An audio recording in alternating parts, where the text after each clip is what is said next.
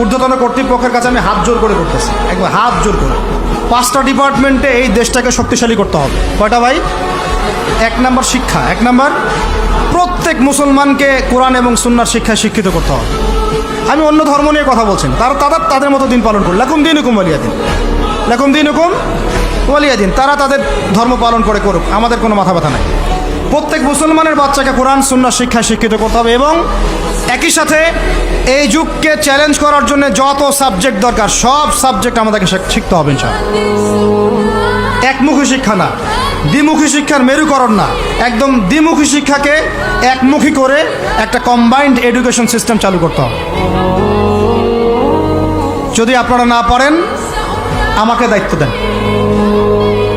আমাদেরকে বলেন যে ভাই বা ছোট ভাই, তোমাকে আমি 1 বছর সময় দিলাম, শিক্ষার বিষয়গুলো গোছায় দাও।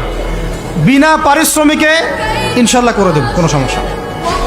1 টাকাও দিতে হবে না, জাস্ট একটা চেয়ার টেবিল দেন, 100 জন আলেম দেন, 100 জন বুদ্ধিজীবী দেন, গড়ে দেবো ইনশাআল্লাহ। তা প্লে গ্রুপ থেকে মাস্টার্স পর্যন্ত আমাদের ছেলেমেয়েরা এমন শিক্ষায় শিক্ষিত হবে যেটাকে শরীফের গল্প শেখাবে না ইনশাআল্লাহ। বরং আমার ছেলে পাইলটও হবে, বিমানও চালাবে, আমার ছেলে ইনশাআল্লাহ হাফেজে করানো হবে ইনশাআল্লাহ। আমার মেয়ে ডক্টরও হবে ইনশাআল্লাহ, আমার মেয়ে আয়েশা রাদিয়াল্লাহু আনহার মতো মুহাদ্দিসও হবে ইনশাআল্লাহ। আমাদের এক ভাই সে রাজনীতিবিদও হবে ইনশাআল্লাহ, জুমার খুতবাও দিতে পারবে ইনশাআল্লাহ। আল্লাহর কসম করে বলতেছি, এমন শিক্ষা চালু করা সম্ভব। শুধু আপনারা যদি একটু সৎসাহস দেখান, একটু উদ্যোগ গ্রহণ করেন, আল্লাহ পাক বহুত আজর দিবেন আপনাদেরকে। আল্লাহ পাক এই ওসিলায় আপনাদের সব গুনাহ মাফ করে জান্নাতও দিতে পারেন। আল্লাহর রাস্তায় আল্লাহর দিকে ফিরে আসেন।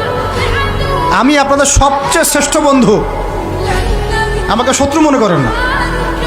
ইউসুফ আলাইহিস সালাম এক পর্যায়ে বলেছিলেন যে আমি যোগ্য, আমাকে দায়িত্ব দেন। মনে আছে আপনাদের?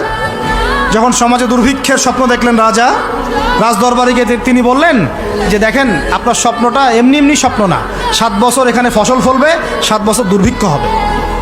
যদি আপনি আমাকে দায়িত্ব দেন, আমি ইনশাআল্লাহ এমন একটা অর্থ ব্যবস্থা প্রণয়ন করব যে ইনশাআল্লাহ এই দুর্ভিক্ষের কবল থেকে মানুষ বেঁচে যাবে। মানুষ বাঁচে নাই, বাঁচে নাই। ওখানে এখানে প্রমাণ হয় একটা জিনিস, যখন দায়িত্ব নেয়ার যোগ্য কেউ দেখা যায় না, তখন যোগ্যদেরকে কথা বলতে হয়। যোগ্যদেরকে কি করতে হয়? কথা বলতে হয়। এখন দায়িত্ব দেখতেছেন না কাদের হাতে? একটা লোক, যে ব্যক্তি আল্লাহর অস্তিত্বেই বিশ্বাস করে না, সে কিতাব লিখতেছে, ওই কিতাব আমাদের সন্তান পড়তেছে। আমি নাম মেনশন করতে চাচ্ছি না। কিছু মানুষ যারা আল্লাহর অস্তিত্বেই বিশ্বাস করে না, তারা মনে করে মহাবিশ্ব সৃষ্টি হয়েছে বিগ ব্যাং থেকে, আল্লাহ সৃষ্টি করে নাই। ও ডিপার্টমেন্ট অফ হেড হয়ে বসে আছে ওখানে। আজকে ট্রান্সজেন্ডার ইস্যু আসছে জন্য আপনারা নড়েচড়ে বসতেছেন না। শিক্ষার যে দশা চলতেছে, আমরা ভয় করি যে আজকে থেকে 10 বছর যদি এমনভাবে চলতে থাকে, আল্লাহ মাফ করুক, আমার আশঙ্কা একটা প্রজন্ম গড়ে উঠবে, জীবনে বাপকে তো সালাম দিবেই না, সালাম কেমন করে শুদ্ধ করে দিতে হয় সেটাও শিখবে না কখনো। ওই দিন যদি আপনারা দেখতে না চান, এখনই ব্যবস্থা গ্রহণ করেন। আমাদের কাছে ব্যবস্থা গ্রহণ করার কোনো ক্ষমতা নাই, ক্ষমতা আপনাদের হাতে আছে। আপনারা যদি এই ক্ষমতাকে আল্লাহর দিকে, আল্লাহর সন্তুষ্টির জন্য ব্যবহার করেন, আল্লাহ আপনাদেরকে আরও বড় করবে ইনশাল্লাহ।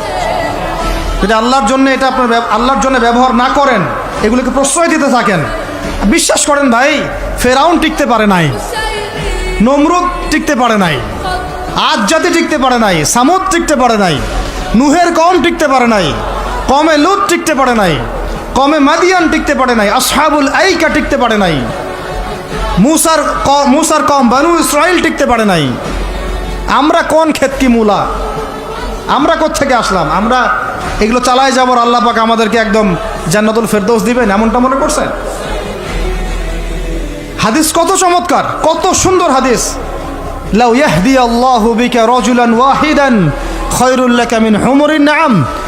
তোমার দ্বারা যদি একটা মানুষও আল্লাহর দিকে ফিরে আসে, আল্লাহওয়ালা হয়ে যায়, লাল উট কুরবানি করার চেয়ে বেশি নেকির কাজ।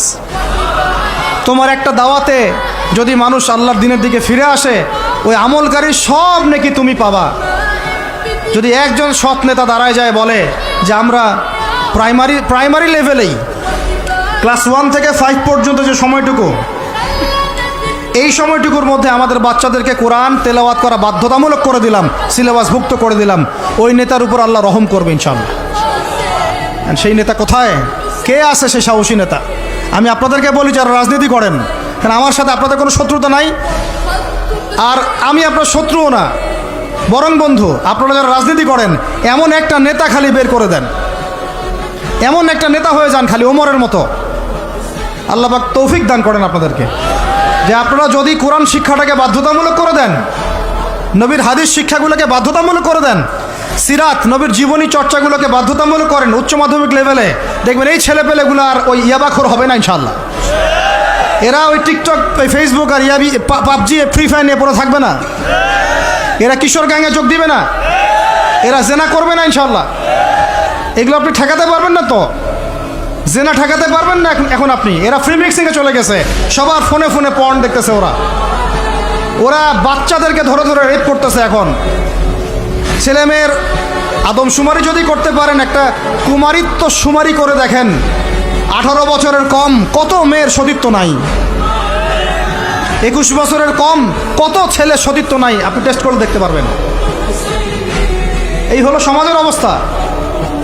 এখন চলতেছে সমকামিতা, সমকামিতা। আল্লাহর লুতের গজব নেমে আসবে, লুত আলাইহিস সালামের কওমের গজব নেমে আসতে পারে।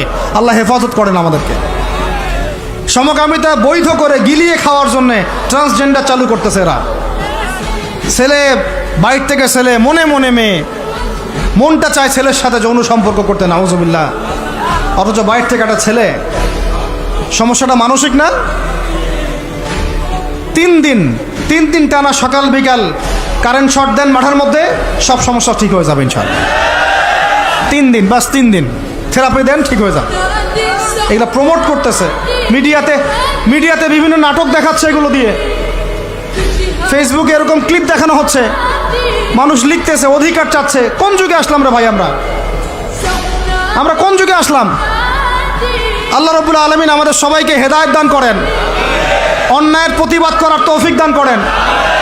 আমি আমাদের ঊর্ধ্বতন কর্তৃপক্ষকে বিনয়ের সাথে অনুরোধ করব, এইগুলোর পিছনে যারা এজেন্ডা বাস্তবায়ন করতেছে সবগুলোকে ধরে ভিতরে ঢুকাই দেন একেবারে।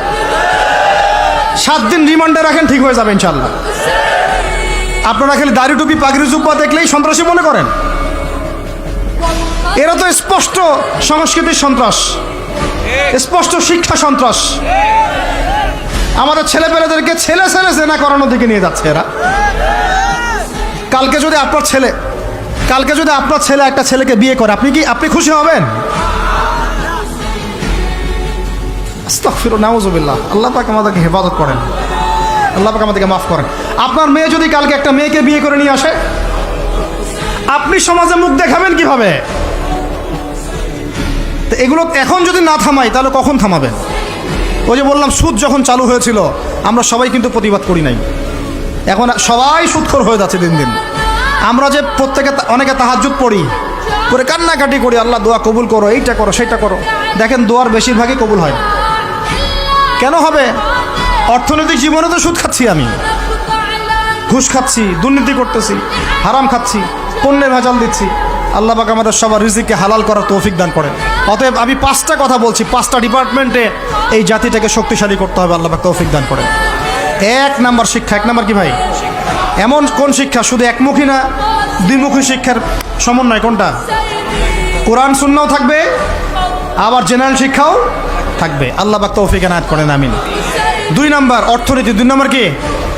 আমাদের অর্থনীতি এত শক্তিশালী করতে হবে যে আমাদেরকে যেন পশ্চিমাদের কাছে কখনো হাত পাততে না হয়।